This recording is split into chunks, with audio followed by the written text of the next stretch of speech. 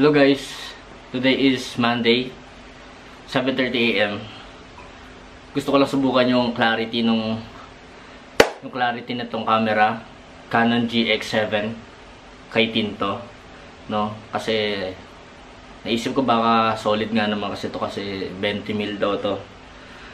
Siguro may bubuga to. Simula sa sound, sa voice, sa audio niya, audio quality ng mic. Husgahan nyo, maganda ba, clarity ba? Wala akong mic na ibang ginamit, kundi ito mismo yung internal nitong camera. So, tignan nyo,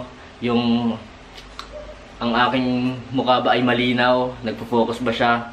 Gusto ko kasi yung nagbo-blur yung background eh. Tapos, ako yung sobrang linaw, tapos blur yung background. Katulad sa mga YouTuber, di ba? Yan yung mga gusto natin. So yun, kapag okay to, in-upload ko sa YouTube, malinaw yung boses, malinaw yung mukha, crispy yung details.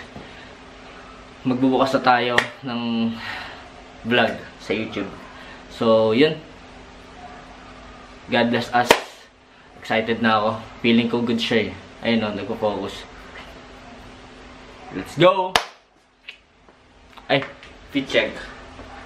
Pag ganito kalayo, na-appreciate niya pa ba yan? O parang background na rin ako. What do you think guys? What do you think guys? What do you think guys? Is it good? Let's go.